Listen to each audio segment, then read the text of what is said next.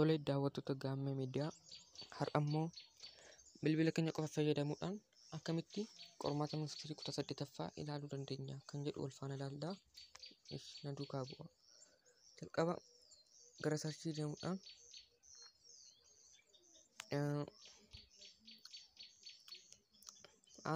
@Oromiyaa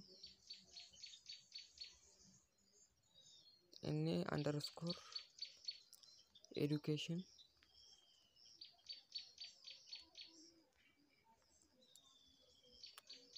news waan jennee sarchii goonaa jechuudha. Yeroo waan kana hambisuu qabnu gaafa kanaan sarchii goonu chaanaaliin jalqaba irratti nu dhufu tokko jira, Oromiyaa Education News jedha. Isa tuqnee gallaa jechuudha.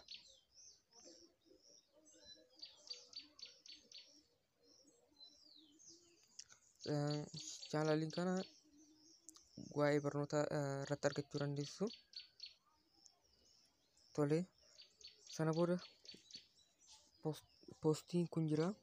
Poostii kana jalaa qabxii ilaallachuuf kan jedhu jira. Kana tuqnaa jechuudha. Sana booda OBN jenna jechuudha.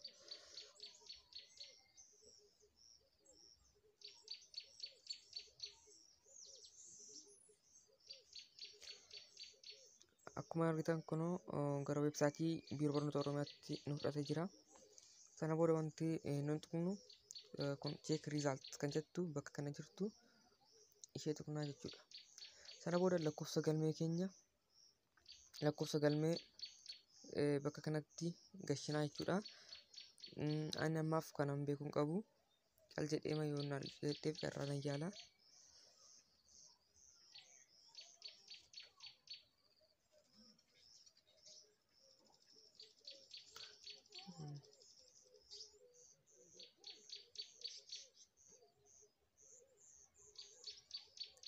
Isin garuu lakkoofsa galmee keessan bakka kanatti gashuudhaan mallattoon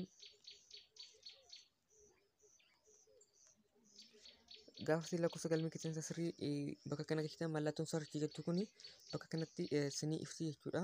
Sana booda lakkoofsa keessan sirrii sarga gashitanii booddee sarchii isheetu kana tuquudhaan qabxii keessan ilaallachuu dandeessu jechuudha.